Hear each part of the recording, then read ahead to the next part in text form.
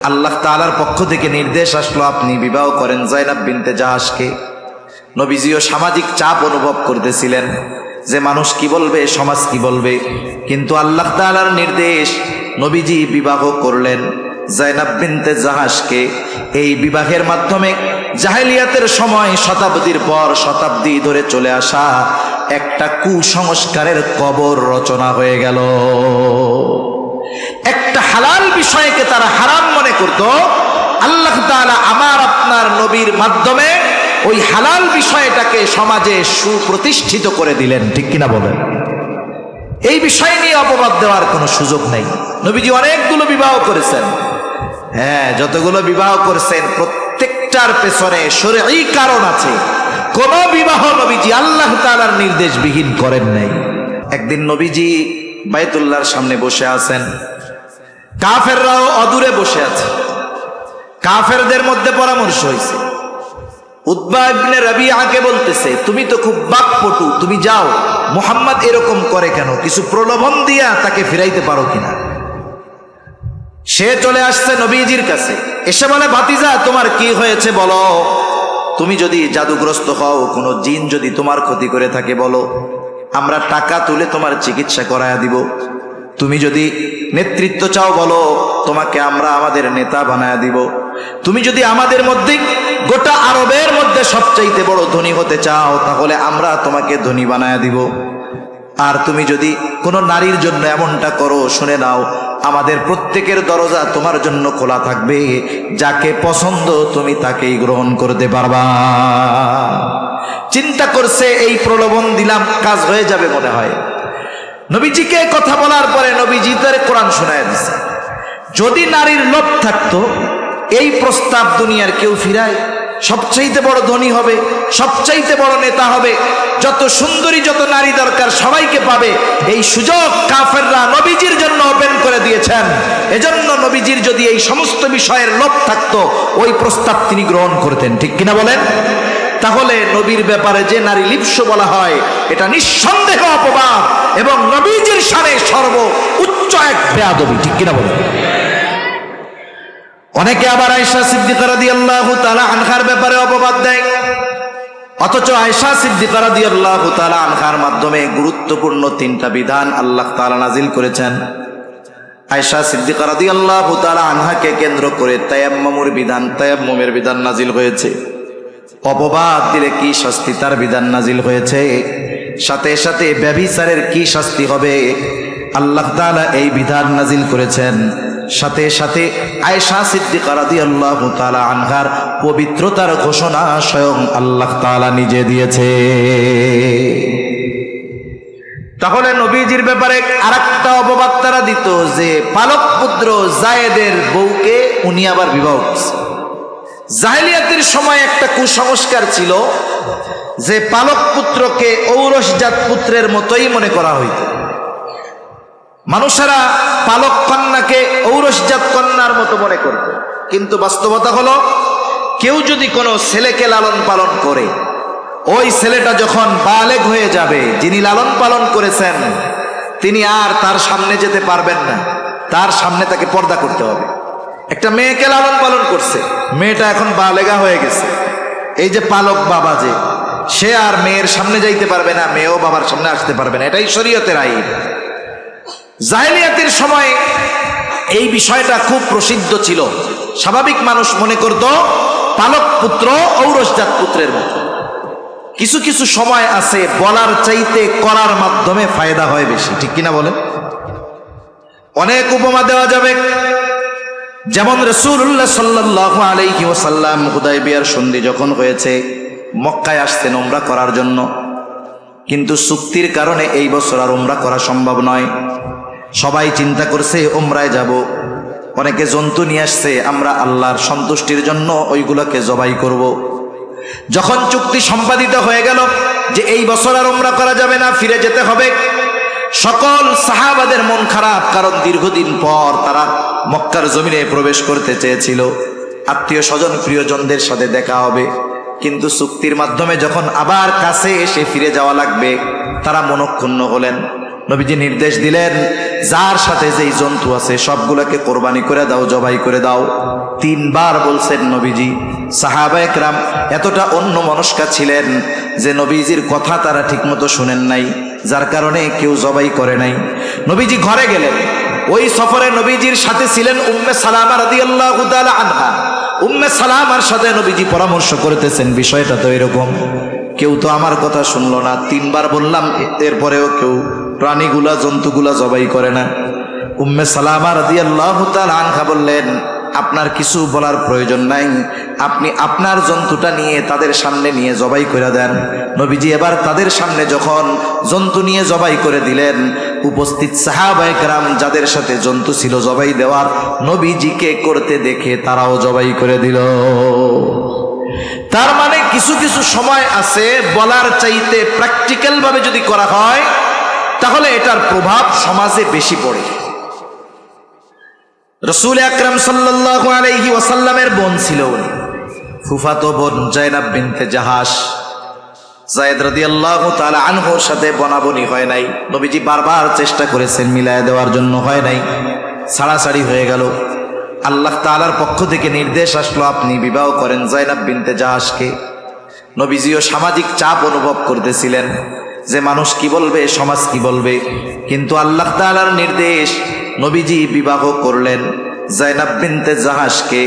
এই বিবাহের মাধ্যমে জাহেলিয়াতের সময় শতাব্দীর পর শতাব্দী ধরে চলে আসা একটা কুসংস্কারের কবর রচনা হয়ে গেল। একটা হালাল বিষয়কে তারা হারাম মনে করত, আল্লাহ তাআলা আমার আপনার নবীর মাধ্যমে ওই হালাল বিষয়টাকে সমাজে সুপ্রতিষ্ঠিত করে দিলেন, ঠিক কিনা বলেন? এই বিষয় নিয়ে অপবাদ দেওয়ার কোনো সুযোগ নেই। নবীজি অনেকগুলো বিবাহ করেছেন, হ্যাঁ, যতগুলো বিবাহ করেছেন প্রত্যেকটার পেছনে শরঈ কারণ আছে। কোন বিবাহ নবীজি আল্লাহ তাআলার নির্দেশবিহীন করেন নাই। সেজন্য নবীজির চারিত্রিক বিষয়ে যারা অপবাদ দিতে চায়, এই বিষয়গুলো তারা বেশি সামনে আনে। তারা যে কথাগুলো নবীজির ব্যাপারে বলে এগুলো পুরো ভ্রান্ত বানোয়াট, ঠিক কিনা বলেন? এখন আসেন, আমার আপনার নবীজির চরিত্রটা কত সুন্দর, কেন নবীর চরিত্র আমরা অনুসরণ করব, আর কেন নবীর চরিত্রটা সর্বজনীন চরিত্র, সকলের জন্য আদর্শ, অনুসরণীয়, অনুকরণীয়। আমার আপনার নবীজির নবুয়তিটা কিন্তু নির্দিষ্ট কোনো জাতি গোষ্ঠীর উপরে নয়। রাসূল আকরাম সাল্লাল্লাহু আলাইহি ওয়াসাল্লামের আগে যত নবী দুনিয়া এসেছে, প্রত্যেকটা নবীর নবুয়তির একটা এরিয়া আছে। কেউ ছিল কোন গোত্রের জন্য নবী, কেউ কোন এলাকার জন্য নবী, কিন্তু আমার আপনার নবীজির ব্যাপারে আল্লাহ তাআলা বলেন, নবী আপনি বলেন, কুল ইয়া আইয়ুহান নাসু ইন্নী রাসূলুল্লাহি ইলাইকুম জামিআ। আল্লাহ তাআলা বলেন, নবী আপনি বলেন, ইন্নী রাসূলুল্লাহি ইলাইকুম জামিআ, নিশ্চয়ই আমি তোমাদের প্রতি রাসূল হিসাবে প্রেরিত হয়েছি, তোমাদের সকলের প্রতি রাসূল হিসাবে প্রেরিত হয়েছি। সকলের রাসূল নবী, সৃষ্টি জগতের সকল স্থানের নবী আমার আপনার নবী। এই সৃষ্টিকুলে একটা ইঞ্চি জায়গা বাকি নাই যেই জায়গার রব আল্লাহ তাআলা নয়। এমন কোন জায়গা আছে নাকি? এমন কোন জায়গা নাই। পবিত্র কোরআনুল কারীমের সর্বাধিক পাঠিত সূরা সূরাতুল ফাতিহা, যেই সূরাটা প্রতি নামাজের প্রতি রাকাতে লাগে, ইমামের পেছনে যখন পড়া হয়, ইমামের কেরাত, মুসল্লির কেরাত, আবার যখন একা পড়ি প্রত্যেক নামাজেই পড়া লাগে। এই সূরার শুরুতেই আমরা বলি আলহামদুলিল্লাহি রাব্বিল আলামিন। আমরা বলি সকল প্রশংসা আল্লাহর জন্য। কে আল্লাহ? বলে রব্বুল আলামিন, জগৎ সমূহের রব, প্রতিপালক। রব্বুন প্রতিপালক, কিসের? বলে আলামিন। আলম এক বচন, আলামিন বহু বচন। এর দ্বারা আল্লাহ তাআলা ১৫০০ বছর আগে আমাদেরকে খবর দিয়ে দিয়েছেন যে জগৎ শুধু এই পৃথিবী নয়, আরো অগণিত জগৎ যিনি সৃষ্টি করে রেখেছেন তিনি কে? একটু জোরে বলেন না কে? আল্লাহ। আল্লাহ তাআলা হলেন জগৎ সমূহের প্রতিপালক। ওই আল্লাহ আমার আপনার নবীজির ব্যাপারে বলেন, ওয়ামা আরসালনাকা ইল্লা রাহমাতাল লিল আলামিন। আল্লাহ তাআলা বলেন, আমি আপনাকে জগৎ সমূহের জন্য রহমত হিসাবে প্রেরণ করেছি। তার মানে আল্লাহ হলেন রব্বুল আলামিন, আমার আপনার নবী হলেন রহমাতুল লিল আলামিন। আল্লাহ তাআলা যেই জায়গার রব, আমার আপনার নবীজিও সেই জায়গার রহমত। তার মানে আমার আপনার নবীর নবুয়তির পরিব্যাপ্তি কত দূর, বলে আল্লাহ তাআলার রবুবিয়তের বিস্তৃতি যত দূর, আমার আপনার নবীজির নবুয়তির বিস্তৃতিও তত দূর। এজন্য কবি অনেক সুন্দর কথা বলেন। কবি বলেন, রবুবিয়ত খোদা কি হ্যায় জাহাঁ তক, নবুয়তি মুস্তাফা কি হ্যায় উহা তক। আল্লাহ তাআলা আমার আপনার নবীজিকে এই স্পেশাল কোয়ালিটি যোগ্যতা দান করেছেন যে তিনি গোটা সৃষ্টি জগতের জন্য নবী। 2 নাম্বার, নবীজিকে যেই কোয়ালিটিটা আল্লাহ দান করেছেন, নবীজির জীবনটা ছিল বহুমুখী জীবন। কোনো মানুষ যদি নবীজির জীবনী থেকে সমাধান চায় সে পেয়ে যাবে, কিন্তু নবীর আগে যত নবী এসেছে আপনি একজন নবীর থেকে পরিপূর্ণভাবে সব কিছুর সমাধান পাবেন না। এই পৃথিবীতে 3টি ধর্ম হলো ঐশী ধর্ম, ইসলাম, আর একটা আমরা চিনি ইহুদি, আর একটা হলো খ্রিস্টান, আহলে কিতাব। এই 2টাকে উল্লেখ করে বলা হয় এই 3টা ধর্ম হলো ঐশী ধর্ম। খ্রিস্টানদের নবী ঈসা আলাইহিস সালাম, ইহুদিদের নবী মুসা আলাইহিস সালাম, 2জনেই কিন্তু বনি ইসরাইলের বংশধর, বনি ইসরাইল থেকে আসছেন। ঈসা আলাইহিস সালাতু ওয়াস সালামকে খ্রিস্টানেরা অনুসরণীয় মনে করে, কিন্তু আপনি যদি আপনার গোটা হায়াতের সব কিছু ঈসা আলাইহিস সালামের মধ্যে খুঁজেন আপনি পাবেন না। মনে করেন আপনি চান আপনি একজন আদর্শ স্বামী হবেন, আপনি যদি ঈসা আলাইহিস সালামের জীবনী খোঁজেন আদর্শ স্বামী হওয়ার জন্য পাবেন না। কারণ ঈসা আলাইহিস সালাতু ওয়াস সালাম এই দুনিয়ায় যতদিন অবস্থান করেছেন উনি বিবাহই করেন নাই। আপনি যদি আদর্শ পিতা হইতে চান ঈসা আলাইহিস সালামের মধ্যে পাবেন না, বিয়েই করে নাই, সন্তান কোথা থেকে আসবে? আপনি যদি আদর্শ সমরনায়ক হতে চান পারবেন না। ঈসা আলাইহিস সালাম যখন দুনিয়ায় প্রথমে আসছেন ওই সময় উনি কোনো যুদ্ধে অংশগ্রহণ করেন নাই। আপনি নেতৃত্বের আসনে বসেছেন, আপনি চান নবীজির আদর্শের আলোকে রাষ্ট্র পরিচালনা করার জন্য। আপনি চিন্তা করলেন জলিলুল কদর পয়গম্বর মুসা আলাইহিস সালাম থেকে আমি এই নেতৃত্বের গুণ অর্জন করব, আদর্শটাকে গ্রহণ করব। আপনি পাবেন না, কারণ মুসা আলাইহিস সালাতু ওয়াস সালাম রাষ্ট্রনায়ক ছিলেন না, দেশ পরিচালনা করেন নাই। কিন্তু আমার আপনার নবীজির জীবনী হলো এমন এক জীবনী যেখানে আপনি A to Z সব কিছুর সমাধান পেয়ে যাবেন। ইমামতিও করেছেন, রাষ্ট্র পরিচালনাও করেছেন, ঘরে স্ত্রীর হক আদায় করেছেন, নিজের জামা নিজেও সেলাই করছেন, জুতাও সেলাই করছেন, স্ত্রীর তরকারিটাও নবীজি কাইটা দিচ্ছেন। সুবহানাল্লাহ বলে। এইরকম বহুমুখী জীবন একমাত্র আমার আপনার নবীর আছে, আর কারো নাই। 3 নাম্বার, নবীজির মধ্যে এমন কিছু কোয়ালিটি আছে যা আল্লাহ তাআলা অতীতের কোন নবীকে দেন নাই। আমার আপনার নবীর দ্বারা আল্লাহ তাআলা এমন কিছু বিষয়ের পূর্ণতা প্রদান করেছেন যা আমার আপনার নবীর আগে আল্লাহ তাআলা করেন নাই। নবীর মাধ্যমে কি পূর্ণতা প্রদান করেছে? বলে 1 নাম্বার, নবীজির মাধ্যমে আল্লাহ তাআলা শরীয়তের পূর্ণতা প্রদান করেছেন। কোরআনুল কারীমের মধ্যে আল্লাহ তাআলা বলেন, আল-ইয়াউমা আকমালতু লাকুম দীনাকুম ওয়া আতমামতু আলাইকুম নি'মাতি ওয়া রাদিতু লাকুমুল ইসলাম দীনা। আল্লাহ তাআলা বলেন, আজকের এই দিন আমি তোমাদের জন্য আকমালতু লাকুম দীনাকুম, তোমাদের দ্বীনকে পরিপূর্ণ করে দিলাম। ওয়া আতমামতু আলাইকুম নি'মাতি, এবং আমি তোমাদের জন্য আমার নেয়ামতগুলোকে পূর্ণ করে দিলাম। এই আয়াতের তাফসীরের মধ্যে আসছে, একজন ইহুদি হযরত ওমর রাদিয়াল্লাহু তাআলা আনহুর কাছে আসছে, এসে বলে, খলিফাতুল মুসলিমিন, আপনাদের কোরআনে এমন একটা আয়াত আছে যেটা আপনাদের নবীর উপরে আল্লাহ তাআলা নাজিল করেছেন। ওই আয়াতটা যদি মুসা আলাইহিস সালামের উপরে নাজিল হইতো তাহলে ওই দিনটাকে আমরা ঈদের দিন বানায় নিতাম। হযরত ওমর রাদিয়াল্লাহু তাআলা আনহু বলে, কোন আয়াত? যেটা যদি তাওরাতে থাকতো, মুসা আলাইহিস সালামের উপরে অবতীর্ণ হতো, সেই দিন তোমরা ঈদের দিন বানায় ফেলতা। কোন আয়াত সেইটা? বলে সেটা হলো এই আয়াত। হযরত ওমর রাদিয়াল্লাহু তাআলা আনহু বলেন, এই আয়াত কোন দিন কোথায় কার উপরে নাজিল হয়েছে আমি জানি। আয়াত নাজিল হয়েছে আরাফাতের ময়দানে বিদায় হজে রাসূলুল্লাহ সাল্লাল্লাহু আলাইহি ওয়াসাল্লামের উপরে। আল্লাহ কি বলতেছেন? আল্লাহ বলেন, 1 নাম্বার, আকমালতু লাকুম দীনাকুম, আজকে আমি তোমাদের জন্য তোমাদের দিন তথা জীবন ব্যবস্থাকে পূর্ণ করে দিলাম। এর পরপরই আল্লাহ তাআলা বলেন, ওয়া আতমামতু আলাইকুম নি'মাতি, তোমাদের উপরে আমি আমার নিয়ামত পূর্ণ করে দিলাম। বুজুর্গানে দিন বলেন, এখানে একটা বিষয়ের সাথে আর একটা বিষয়ের সম্পর্ক রয়েছে।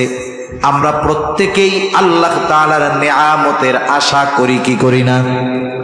সকলেই আল্লাহর পরিপূর্ণ নিয়ামত পাওয়ার আশা করি, কিন্তু বাস্তবতা হলো একটা মানুষ আল্লাহ তাআলার পরিপূর্ণ নিয়ামত অতক্ষণ পর্যন্ত অর্জন করতে পারবে না যতক্ষণ পর্যন্ত সে পূর্ণাঙ্গ শরীয়ত না মানতে পারবে। এ দুনিয়ার অনেক রাষ্ট্র দ্বীনের উপরে চলার চেষ্টা যারাই করে এরাই সফল। আফগানিস্তানের মধ্যে দেখেন 20 বছর আমেরিকা ন্যাটো শক্তি একত্রিত হয়ে তারা বোমা হামলা করতে করতে তছনছ করে ফেলছে, কিন্তু তাদের স্থাপনা ধ্বংস করে ফেলেছে, কিন্তু তাদের ঈমানকে তারা ধ্বংস করতে পারে নাই, ঠিক কিনা বলেন? যার কারণে একেবারে শূন্য হাতে 20 বছর পরে যখন শাসন ক্ষমতা তারা পেয়েছে, শুধুমাত্র ইনসাফ ন্যায় পরায়ণতার উপরে থাকার কারণে, দ্বীনের উপরে চলার কারণে 2 বছরের মধ্যে তাদের অর্থনীতি এতটা সমৃদ্ধশালী হয়েছে যে বাস্তবতা হলো এই 17 কোটি দেশ বাংলাদেশের অর্থনীতির চাইতে আফগানিস্তানের অর্থনীতি অনেক ভালো। অল্প দিনের মধ্যে এই সফলতার কারণ কি? বাস্তব কারণ যদি দেখি যে তারা দ্বীনের উপরে চলার চেষ্টা করে, এই কারণেই আল্লাহ তাআলা তাদেরকে এই নিয়ামত দিয়েছেন, ঠিক কিনা বলেন? তাহলে আমার আপনার নবীর মাধ্যমে 1 নাম্বার আল্লাহ তাআলা পূর্ণতা প্রদান করেছেন শরীয়তের, 2 নাম্বার নিয়ামতের, 3 নাম্বার আমার আপনার নবীজির মাধ্যমে আল্লাহ তাআলা নবী আসার যে সিলসিলা এটার পূর্ণতা প্রদান করেছেন। আল্লাহ তাআলা বলেন, মা কানা মুহাম্মাদুন আবা আহাদিম মির রিজালিকুম ওয়ালাকিন রাসূলুল্লাহি ওয়া খাতামান নাবিয়্যিন। আল্লাহ তাআলা বলেন, মুহাম্মদ সাল্লাল্লাহু আলাইহি ওয়াসাল্লাম কোন পুরুষের পিতা নয়, ওয়ালাকিন রাসূলুল্লাহ, তিনি হলেন আল্লাহ তাআলার রাসূল, খাতামান নাবিয়্যিন, তিনি হলেন শেষ নবী। নবীজিও বলেন, আনা খাতামুন নাবিয়্যিন লা নাবিয়্যা বাদি, আমি শেষ নবী, আমার পরে কোনো নবী নাই। আল্লাহর ঘোষণা, সুস্পষ্ট ঘোষণা, নবীজি শেষ নবী। নবীও বলেন আমি শেষ নবী। এখন বলেন, এই দুনিয়ার কেউ যদি এই কথা দাবি করে নবীর পরেও নবী এসেছে অথবা আসবে, বলেন তো এরা যে কাফের, এ ব্যাপারে কোনো সন্দেহ আছে নাকি? একটা মানুষ কাফের হওয়ার জন্য গোটা কোরআন অস্বীকার করা লাগে না। কোরআনুল কারিমে অনেক অক্ষর আছে যেগুলার অর্থ দুনিয়ার কেউ জানে না। যেমন কিছু সূরার শুরুতে, এক সূরার শুরুতে আছে নুন, এক সূরার শুরুতে আছে কাফ, এক সূরার শুরুতে আছে সদ। অর্থ কি? গোটা দুনিয়ার সব মুফাসসির একমত, সবাই যাই বলুক লাস্টে গিয়া কয় আল্লাহু আ'লামু বিমুরাদিহি। নুন দ্বারা কি উদ্দেশ্য, সদ দ্বারা কি উদ্দেশ্য, অর্থ কি, এটা আল্লাহই ভালো জানে। এর উদ্দেশ্য দুনিয়ার কেউ জানে না। এখন যদি কোনো অতি পণ্ডিত এই কথা বলে নুনের অর্থ কি, যেহেতু জানি না ওইটারে মানি না, বলেন তো শুধুমাত্র এই নুনকে যদি কেউ অস্বীকার করে তার ঈমান থাকবে না যাবে? নিঃসন্দেহে তার ঈমান চলে যাবে। এজন্য যারা খতমে নবুয়তকে অস্বীকার করে, নবীকে শেষ নবী মানে না, এরা নিঃসন্দেহে কাফের। আমরা রাষ্ট্রের কাছে, রাষ্ট্র পরিচালকদের কাছে দাবি করি যে তাদেরকে রাষ্ট্রীয়ভাবে কাফের ঘোষণা করেন। আমাদের এই দাবি যদি তারা মানে ভালো, না মানলে আমরা দাবি করতে পারি তাই করি। তারা রাষ্ট্রীয়ভাবে কাফের ঘোষণা করলেও কাফের, না করলেও কাফের, ঠিক কিনা বল? এখন আর এক প্রশ্ন আছে যে রাষ্ট্রীয়ভাবে ঘোষণা না করলেও যদি কাফের হয়, তাইলে রাষ্ট্রীয়ভাবে ঘোষণা করার দরকার কি, ঠিক কিনা বলে? দরকার কি? দরকার হলো এইটা, একটা হলো তারা যদি নিজেদেরকে মুসলিম পরিচয় না দিত তাহলে আর কোনো সমস্যা ছিল না। তারা নিজেদেরকে মুসলিম পরিচয় দেয়, তারা বলে আমরা আহমদি মুসলিম, বাস্তবতা হলো খতমে নবুয়তকে অস্বীকার করলে তো সে মুসলমান থাকবে না। তারা এই মুসলমানিত্ব পরিচয় বাদ দিয়ে অন্য পরিচয়ে সমাজে বসবাস করুক, রাষ্ট্রীয় সুবিধা ভোগ করুক, নাগরিক সুবিধা ভোগ করুক, কোনো অসুবিধা নাই। কিন্তু খতমে নবুয়তকে অস্বীকার করে রাসূলুল্লাহ সাল্লাল্লাহু আলাইহি ওয়াসাল্লামকে শেষ নবী না মেনে মুসলিম পরিচয়ে বসবাস করতে দেওয়া হবে না। এটা হলো ছলচাতুরি, ষড়যন্ত্র, চক্রান্ত। আপনি আপনার পরিচয় নিয়ে থাকেন, অসুবিধা নেই। আপনি উপরে পরিচয় দিবেন মুসলিম, ভিতরে আপনার বিশ্বাস হবে কুফরি বিশ্বাস।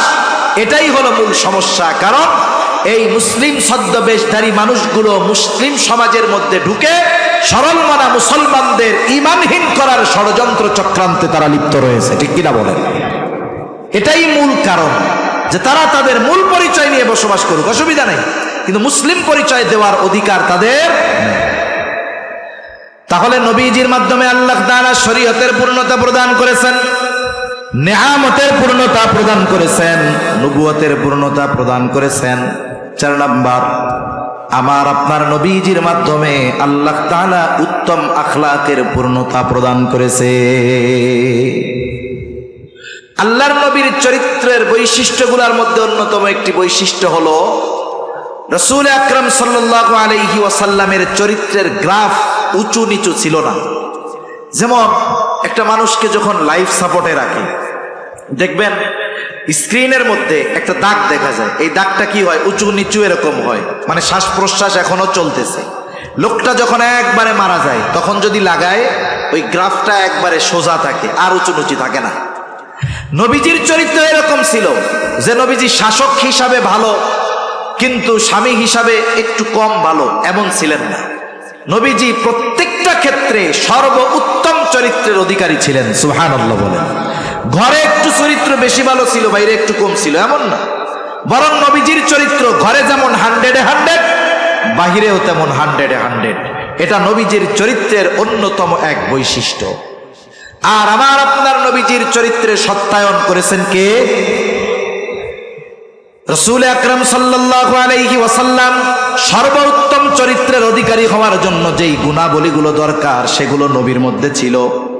সাথে সাথে নবীজির এই মহান চরিত্রের সত্যায়ন আল্লাহ তাআলা করলেন, সাথে সাথে গোটা বিশ্বজগতের মানুষকেও জানায় দিলেন, লাকাদ কানা লাকুম ফি রাসূলিল্লাহি উসওয়াতুন হাসানাহ। আল্লাহ তাআলা বলেন, লাকাদ কানা লাকুম ফি রাসূলিল্লাহ, অবশ্যই তোমাদের জন্য রাসূলের মধ্যে রয়েছে, কি রয়েছে? উসওয়াতুন হাসানাহ, উত্তম আদর্শ রয়েছে। তার মানে আমাদের জন্য রাসূলের জীবন আদর্শের মধ্যে উত্তম চরিত্র, উত্তম আদর্শ রয়েছে। এটা আমিও জানি, আপনিও জানেন, গোটা পৃথিবীর কাফেররাও জানে যে নবীজির চরিত্র হলো উত্তম চরিত্র। জানে কি জানে না? আমাদের পাশের দেশের প্রধানমন্ত্রী সাইজ করে দেয় মুসলমানদেরকে, এরপরেও মাঝে মধ্যে তারও একটা বাণী আমি একদিন দেখছি, তিনি একজন কট্টর লোক, তারপরেও তিনি একটা ইসের মধ্যে লিখছেন, বাণী দিয়েছেন যে পৃথিবীতে যদি শান্তি প্রতিষ্ঠা করতে হয় মুহাম্মদ সাল্লাল্লাহু আলাইহি ওয়াসাল্লামের আদর্শ ছাড়া সম্ভব নয়। বলছে কে? কট্টর একজন ইসলাম বিদ্বেষী। ও জানে যে নবীর চরিত্র হলো উত্তম চরিত্র, সবাই জানে, কিন্তু বলেন তো সবাই কি নবীর চরিত্রের অনুসরণ করে? তবে করতে পারে কারা? কোন গুণের মানুষরা করতে পারে? আল্লাহ এরপরে তাও বলে দিয়েছেন। আল্লাহ তাআলা বলেন, লিমান কানা ইয়ারজুল্লাহা ওয়াল ইয়াউমাল আখিরা ওয়া যাকারাল্লাহা কাসীরা। কিয়ামতের ব্যাপারে যাদের চিন্তা আছে, আল্লাহর সামনে দাঁড়ানোর ভয় যাদের আছে কিয়ামতের দিন, যারা আল্লাহকে বেশি বেশি স্মরণ করে, ওই মানুষগুলোই মূলত আল্লাহর রাসূল সাল্লাল্লাহু আলাইহি ওয়াসাল্লামকে পরিপূর্ণ অনুসরণ করতে পারে। এজন্য দেখবেন আপনাদের সমাজে, আমাদের সমাজে যারা রাসূলুল্লাহ সাল্লাল্লাহু আলাইহি ওয়াসাল্লামকে নিজের জীবনের আদর্শ হিসাবে গ্রহণ করেছে, প্রত্যেকটা মানুষ কিয়ামতে আল্লাহর সামনে দাঁড়ানোর ব্যাপারে ভয় রাখে, প্রত্যেকটা মানুষ কিয়ামতের উপরে দৃঢ় বিশ্বাস রাখে, প্রত্যেকটা মানুষ জীবনের পদে পদে আল্লাহ তাআলাকে স্মরণ করে, ঠিক কিনা বলেন? এজন্য এই গুণ অর্জন করার মাধ্যমে আমাদেরও আল্লাহ রসুলের আদর্শে আদর্শিত হওয়ার দরকার। আল্লাহ রসুলের আদর্শ কি? সুন্নাতের আলোকে নিজেদের জীবনকে সাজানোর দরকার, ঠিক কিনা বলেন? আমি শেষ কথা বলে দেই, একটা কথা বলে শেষ করে দেই। এ দুনিয়াতে আমরা কেউ বেঁচে থাকবো না। রসুলের আদর্শ মানে রসুলের সুন্নাত। প্রত্যেকটা জায়গায় রসুলের সুন্নাত আছে। চলতে ফিরতে খাইতে বাথরুমে রসুলের সুন্নাত আছে না নাই? আপনারা মসজিদে যান, ঢুকতে 5টা সুন্নাত আছে, বাইরেতে 5টা সুন্নাত আছে। বাথরুমে যান, ঢুকতে সুন্নাত আছে, বাইর হওয়ার পরে সুন্নাত আছে। আমরা খাবার খাই, খানা খাওয়ার শুরু থেকে নিয়ে শেষ পর্যন্ত সুন্নাত আছে। রাস্তায় চলতেছেন, সুন্নাত আছে। এগুলো তো জীবনের দৈনন্দিন কাজ। শুধুমাত্র ওই কাজটা যদি একটু নবীর পদ্ধতিতে করা হয়, তাহলে সুন্নাত অনুযায়ী হবে, ইবাদত হিসাবে আমলনামায় সওয়াব যোগ হয়ে যাবে। সুবহান। এ দুনিয়াতে আমরা কেউ বেঁচে থাকবো না। বেঁচে থাকবো বলেন? আবে হায়াত কেউ পান করতে পারে নাই। প্রত্যেককেই চলে যাওয়া লাগছে এবং প্রত্যেককেই চলে যাওয়া লাগবে। যখন কোনো মানুষ মারা যায়, মাইকের মধ্যে ঘোষণা দেওয়া হয়, অমুক মারা গেছে, অমুকের ছেলে। আগামীকাল সকাল 10টায় তার জানাজা অনুষ্ঠিত হবে। এইবার সকাল বেলায় তাকে সুন্দর মতো গোসল দেওয়া হলো, কাফন পরিধান করায় দেওয়া হলো, জানাজাও কমপ্লিট। আমার আপনার সবার ক্ষেত্রে এটা হবে। জানাজা শেষ, লাশটাকে নিয়ে কবরের পাশে রাখা হয়। কবরের মধ্যে 2 জন ব্যক্তি নামে, উপর থেকে 2-3 জন লাশটা নিচে ধরায় দেয়। যখন লাশটা নিচে নামিয়ে দেওয়া হয়, ওই কবরের মধ্যে থাকা 2 জন ব্যক্তি যখন লাশটাকে কবরে রাখে, একটা দোয়া পড়ে, দোয়া বিসমিল্লাহি ওয়া আলা মিল্লাতি রাসূলিল্লাহ। আপনার বেলায়, আমার বেলায়, সকলের বেলায় এই দোয়া পড়বে। হুমায়ুন আজাদের বেলায়ও পড়ছে, মুরগি চূড়া মরলে ওর ব্যাপারেও পড়বে। কি বলে এই দোয়ার মধ্যে? এই দোয়াটা হলো ভিসা। কারণ আপনি আলমে দুনিয়া থেকে আলমে বরজখ, নতুন আর একটা দেশে, নতুন আর একটা জগতে যাচ্ছেন। আপনি যখন এ দেশ থেকে অন্য কোনো দেশে যাবেন, আপনার ভিসা যদি 2 নাম্বার হয়, তাহলে ওই দেশের আইন অনুযায়ী আপনার উপরে ব্যবস্থা গ্রহণ করা হবে। আমাকে আপনাকে কবরে রেখে দেওয়ার সময় মূলত ওই দোয়াটা বলা হয়, এটা আমার আপনার জন্য সুপারিশ, ভিসা। এই দোয়ার মধ্যে কি বলা হয়?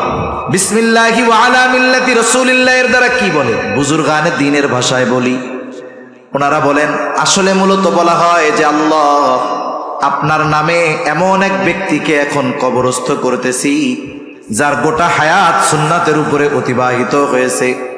সে যখন মারা গেছে সুন্নাতের উপরেই ছিল, এখন তাকে আমরা কবরস্থ করতেছি, সুন্নাতের উপরেই সে আছে। এখন বলেন তো, যেই ব্যক্তির ব্যাপারে এই কথাগুলো বলা হলো, দেখা গেল সারা জীবন মুখে দাড়ি উঠতে দেয় নাই। দাড়ি যদি কারো না থাকে, আমি আগের থেকে ক্ষমা চেয়া নেই, কাউকে ছোট করার জন্য বলতেছি না। মনে করেন সুন্নাতের কাছেই ছিল না, সুন্নতওয়ালাদের সাথে ছিল না, সারাটা জীবন সুন্নতের বিরোধিতা করছে, ওই ব্যক্তির ব্যাপারে এই দোয়াটা পড়ে যখন কবরে রাখা হবে, বলেন তো এই ব্যক্তির ব্যাপারে ওই কথাটা সত্য হবে নাকি মিথ্যা হবে? নিঃসন্দেহে মিথ্যা হবে। আর যদি কারো ভিসা 2 নম্বর হয়, ভিসা ছাড়া, বৈধ অনুমতি ছাড়া যদি বর্ডার ক্রস করে অন্য দেশে যায়, কি করে? গুলি করে মাইরা দেয়, অনেক সময় আটকায় ধরে কঠিন শাস্তি দেয়। অনুরূপভাবে কথা এবং ব্যক্তির সাথে যদি মিল না থাকে, তাহলে মনে রাখতে হবে ওই জগৎ তার জন্য বড় কষ্টের। এখন নবীর মোহাব্বতে আমরা কি করব? নবীর মোহাব্বতে নবীর সুন্নাতকে আমরা আঁকড়ে ধরব। প্রত্যেকটা সময় মৃত্যুর জন্য প্রস্তুত থাকব। এইভাবে জীবনটাকে সাজাবো যে আমি যখন মারা যাব, আমাকে যখন কবরে রাখবে, আমার ব্যাপারে যেই দোয়াটা পড়বে ওটার সাথে যেন আমার বাস্তবতার মিল থাকে। যদি এভাবে জীবনকে সাজাতে পারি, তাহলে আমি আশেকে রাসূল এইটা স্লোগান দিয়ে মাইকে বলা লাগবে না, আরশে আজিমের মালিকের খাতায় অটোমেটিক আশেকে রাসূল হিসাবে নাম উঠে যাবে। সেজন্য আমাদের এভাবে জীবনকে সাজানোর দরকার। তাহলে রাষ্ট্র সুন্দর হবে, ব্যক্তি জীবন সুন্দর হবে, পারিবারিক জীবন সুন্দর হবে। এক সুন্দর জীবন এই দুনিয়ায় যেমন অতিবাহিত করতে পারবো, আমাদের আখিরাতটাও ওই রকম সুন্দর হয়ে যাবে। এজন্য সম্মানিত উপস্থিতি, আমার আপনার নবীজির আখলাক হলো সর্বোত্তম এবং সর্বজনীন অনুসরণীয় এক আখলাক। এজন্য নবীর আদর্শ যদি কোনো কাফের গ্রহণ করে, যে কাফের সে নবীর আদর্শ অনুসরণ করলে দুনিয়ায় শান্তিতে থাকবে, ঈমান তো নাই, আখেরাতে কিছু পাবে না। কিন্তু ঈমানদার যদি নবীর আদর্শকে অনুসরণ করে দুনিয়া আখেরাত উভয় জাহানে সে শান্তিতে থাকবে। সুবহানাল্লাহ বলেন। নবীজির এই চরিত্রের সৌন্দর্য একদিনে এক মজলিসে বলে শেষ করা সম্ভব নয়। এই ব্যাপারে আমাদেরকেও আগ্রহী হওয়ার দরকার। আমরা কি করতে পারি? আমরা প্রত্যেকটা ঘরে নবীজির সিরাত চর্চা শুরু করতে পারি। নবীজির শৈশবকাল কেমন ছিল সিরাতের মধ্যে আছে। আপনি যদি চান আপনার সন্তানটা নবীজির ছোটকালের যেই আখলাক ছিল সেই আখলাক তার মধ্যে আসুক, তাহলে আপনার সন্তানকে আপনি নবীজির শিশুকালের কথাগুলো পড়ে শোনান। আপনি চান যে আপনি একজন আদর্শ যুবক হবেন, নবীজির যৌবনকাল কেমন ছিল, কিভাবে অতিবাহিত করেছেন নবী তার যৌবনকাল, আপনি সেগুলো অধ্যয়ন করেন, ওখান থেকে নিজের জীবনের সাথে আমলে পরিণত করেন, আপনি আদর্শ যুবক হয়ে যাবেন।